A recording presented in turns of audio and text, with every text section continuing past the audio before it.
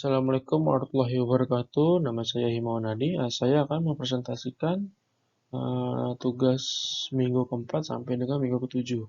Nah, yang ini adalah perancangan arsitektur 2 yang membuat rumah makan hemat energi. Nah, yang pertama itu adalah tabel konten. Yang pertama itu adalah KK, yang kedua itu pemrograman, yang ketiga itu konsep, yang keempat itu perancangan, yang kelima itu perspektif, dan yang keenam itu adalah market. Kita masuk yang pertama itu adalah KK. Untuk KKN sendiri itu adalah perancangan ini adalah rumah makan. Nah, yang pertama itu hemat energi. Nah, inilah pemerintah menargetkan pengembangan infrastruktur 5 kawasan strategis pariwisata nasional atau yang disingkat lo KSPN Super Priority, yaitu adalah Danau Toba, Borobudur, Mandalika, Labuan Bajo, dan Likupang. Nah, untuk selanjutnya itu adalah pemrograman, menguraikan penggunaan kegiatan dan kebutuhan fisik dan non-fisik.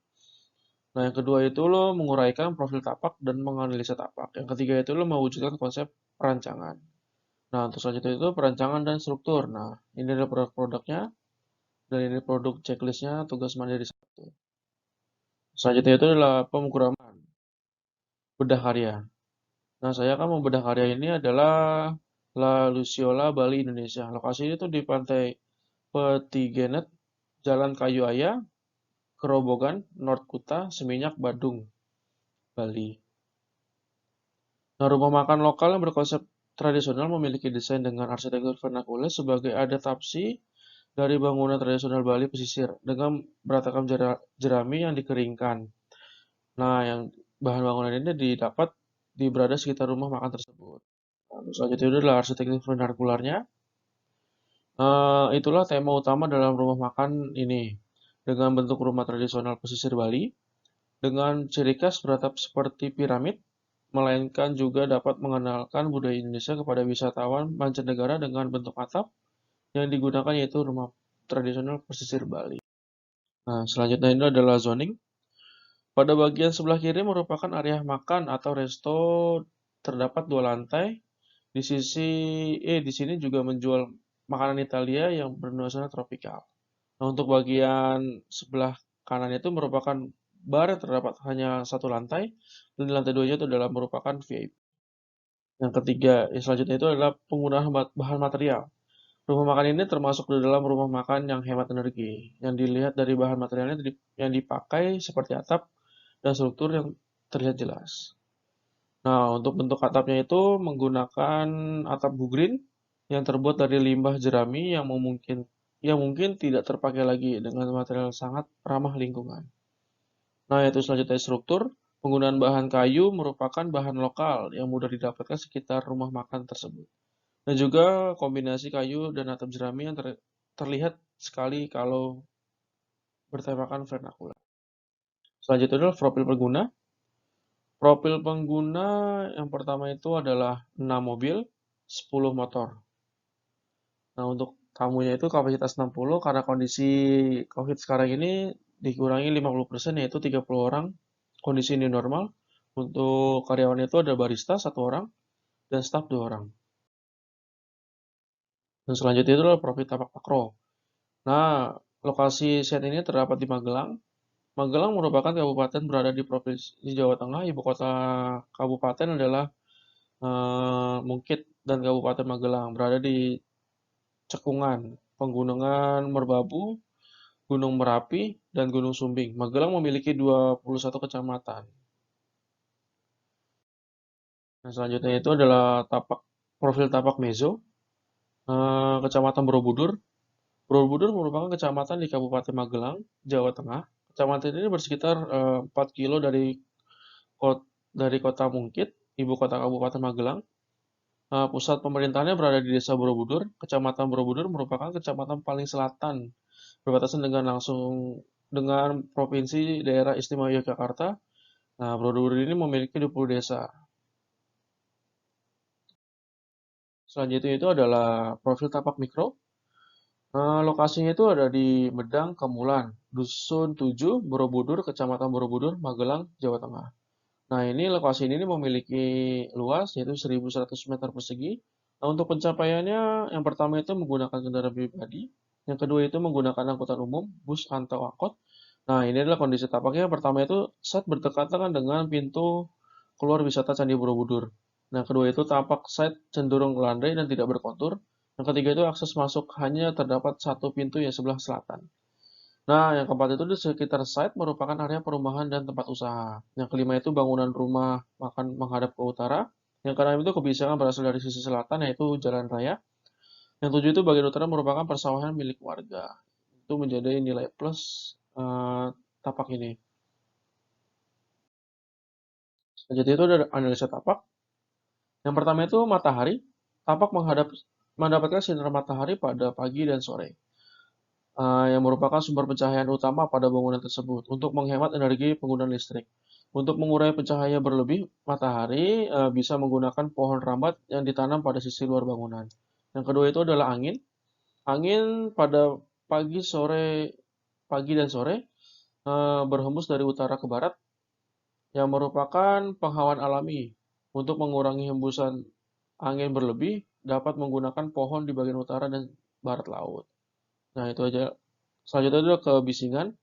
Kebisingan terdapat itu di sebelah selatan dikarenakan eh, berbatasan langsung dengan jalan raya. Selanjutnya itu adalah literatur ruang.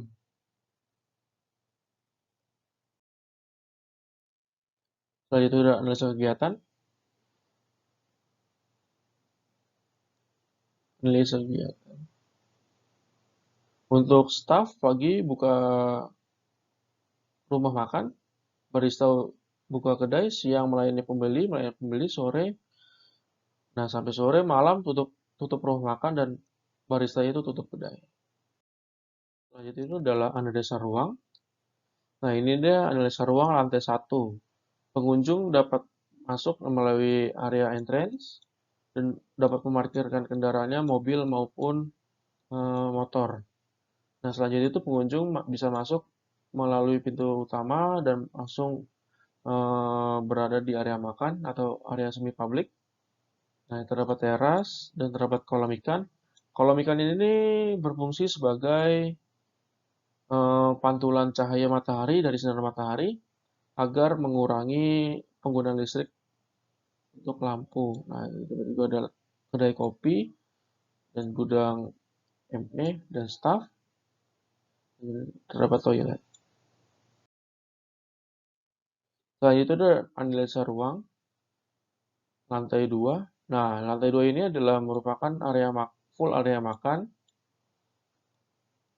Terdapat void juga sebagai penghawaan alami dan estetik juga. Selanjutnya itu adalah program ruang.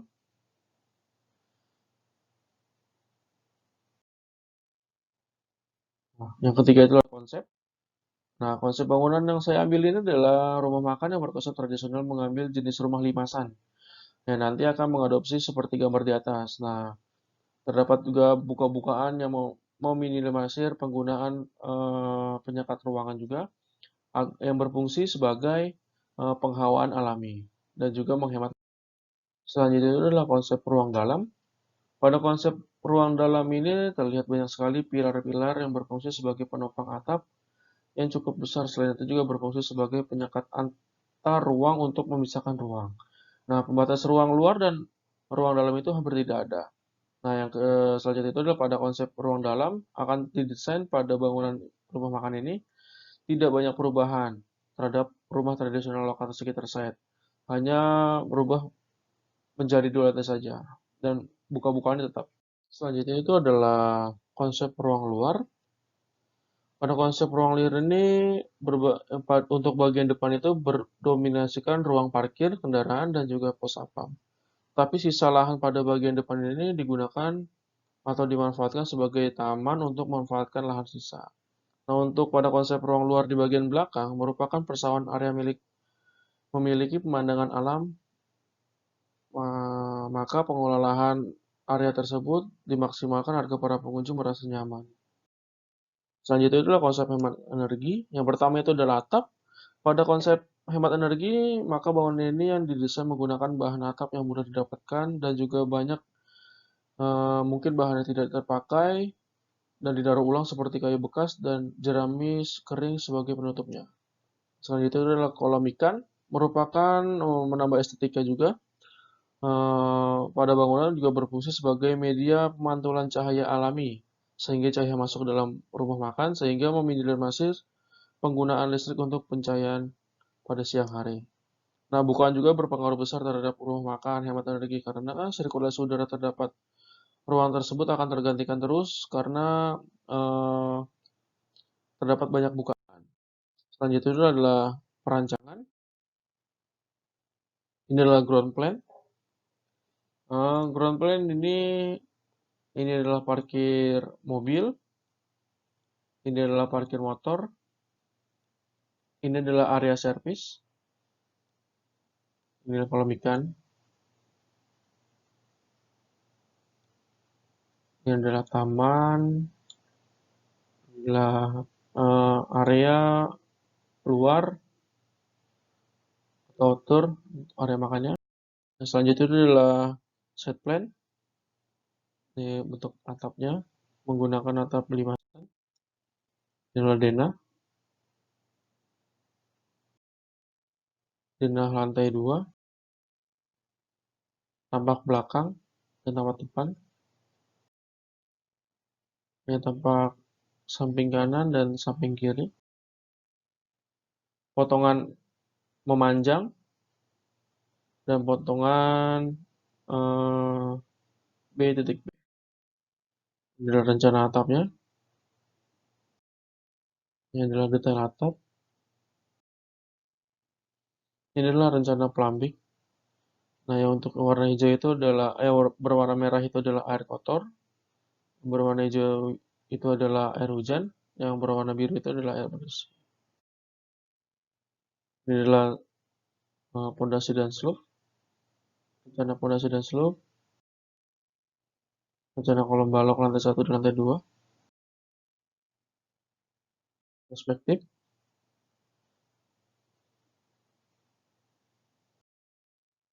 Ini adalah perspektif detail. Ini adalah roster bagian depan pada bangunan. Ini juga merupakan jendela kaca yang terdapat pada lantai 1. Ini adalah maketnya.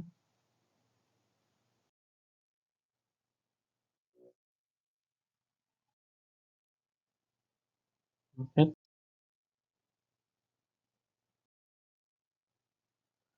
Sekian presentasi dari saya. Wassalamualaikum warahmatullahi wabarakatuh.